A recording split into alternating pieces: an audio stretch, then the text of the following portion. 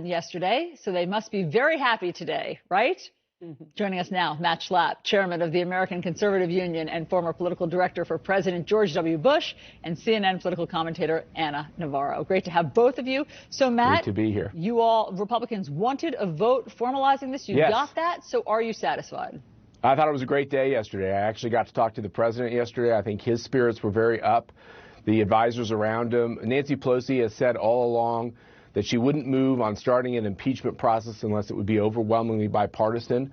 And let's face it, that's just not where this is in the House of Representatives. Furthermore, hold on. Just to fact check, one second, hold on. Yeah. She didn't say overwhelmingly bipartisan. You're right. In March, she said that she wouldn't How move about forward give me unless it was 50 votes? bipartisan. Let me give you an example. No, let me go back at you. So for Nixon and for Clinton, Nixon's impeachment was started with 410 votes. This very vote would have gotten 410 votes under Nixon. With Clinton, it was over 360. That's the kind of bipartisanship we should do impeachment on. Matt, times have changed. They sure have. I mean, and you know that, Matt. Times have changed. We are in a very partisan climate. Impeaching a president without a crime. Not just from the Democrats, from the Republicans. It's a very partisan climate. You would never have that today. That's not a standard. And by the way, it's also not a constitutional standard. No, that's not true. You would never have that. No, because the president's own tax cut didn't get any bipartisan support. We're not in that world right now, Matt. No, but let me be clear here. I think that it is awfully important when it comes to impeaching a president, because even with those over 360 votes on Clinton, having tons of Democrats agree that President Clinton should be impeached, the Republicans still paid a price, because when it looks like you're being partisan with impeachment, I actually think the voters don't like that. And I think that what's hard for Pelosi here is that they don't have a crime. They just don't like this man. And that's not enough to impeach someone. Time out, Matt. That's time out. As you know, she didn't start the process until after the Ukraine call. And there have been lots of witnesses and lots of information that crime is not the standard, Matt. You know that. It is. High crimes and misdemeanors is the standard. This is a political process, and lots of people heard something that is not allowed, which is asking a foreign government for help. Wait a minute. You think it's totally allowed to ask a foreign government for help in a political process? Specifically on the Ukraine, we actually have a treaty with the Ukraine to root out corruption. And this is one of the problems for the Democrats. If you would impeach President Trump over leveraging Ukraine on their aid, you would have to impeach Vice President Joe Biden. They're in a hell of a pickle on this rhetorically. Go ahead. Anna, I hear your heavy sigh. Please, what is your response? Well, since I drink coffee, not Kool-Aid, look, first of all, unlike Matt, I didn't think yesterday was a great day. I thought it was a very somber day. I think any time when an American president is proceeding towards an impeachment, it is a somber day in America, and one where I think we are reminded about the co-executive branches and the fact that we have checks and balances in this country, something which distinguishes us from many other countries.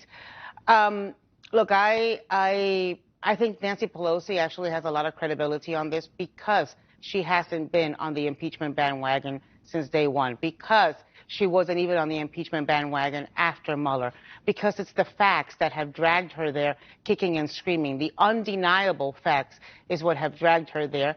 And I think it's a day when the American people are going to get what so many have wanted, which is a chance to hear for themselves and judge for themselves. What we saw yesterday is a sign of the times. We are in a hyper-partisan time in politics right now. And it's also, a manifestation of just how effective Donald Trump has been in demanding and getting loyalty, blind loyalty, from Republicans in Congress. He's been very good at scaring the bejesus out of them, because he goes into their primaries, because he goes into the generals. I don't know how many of them like him or not. They like him. Okay, well, Republicans across the country all I know is that any Republican that's dared speak up against him gets attacked by him. A lot of them lost primaries. A lot of them are retiring. Lost generals. A lot of them are retiring. And so there's a lot less Republicans, but they are all blindly, cultishly loyal to Donald Trump. Yes, Matt. As are some Republicans outside of Congress as well. Look, I think on all of this, and I think Anna makes very good points. I don't think impeachment is something.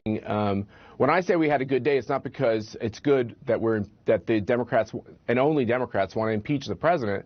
I actually think what's good about it is that if there are no crimes, and if they don't come forward with articles that show any criminality, but just like your polling Matt, that it you doesn't guys have have to be done. a crime. That's Anna got that's to just talk misleading. for 2 straight minutes, Allison. But you need to Let not be me misleading. talk. You know No, that you a crime is don't not have the these standard, asymmetrical. Matt. Don't have an asymmetrical standard. If you're going to let her Don't use talk, misinformation. let me. I'm not lying. Name one lie. If you think there's a crime, you give me the code right now. Give me the code. What's the crime? Matt, Don't say that I'm lying. It doesn't have to be a crime, Matt. You know that. It has to be a crime or a misdemeanor. It's in the Constitution. Why don't you just play the video of Lindsey Graham saying over and over Lindsey Graham was wrong. To interpretation. Lindsey Graham was wrong. He's not one of our founding fathers, Anna. I know he's a great guy and all, but he doesn't get to write the Constitution. The founders and we, the people, wrote the Constitution. He's chair of Judiciary Committee in the Senate. This is a silly conversation. Listen, Look, Matt, I agree with you. I agree with you. Very dumb. silly. Matt, we should only impeach a president. Let me just tell you my opinion. You can have yours.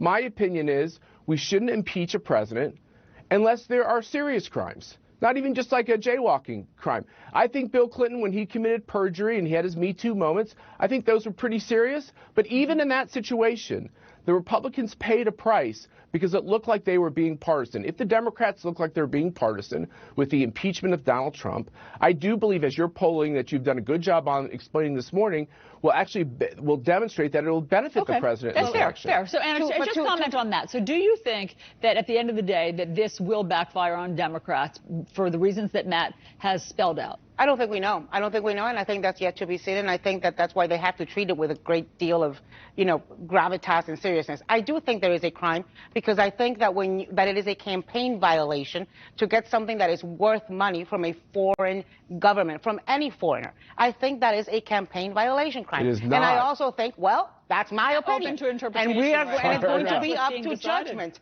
I think that asking anybody to interfere in any foreigner to interfere in U.S. elections is a federal election Then Clinton crime. should be in prison. But Matt, if And you so again, should Joe Biden now you're under these veering off. If you standards. don't like that, if you don't like what's happened in the past, then you shouldn't like what's happening now.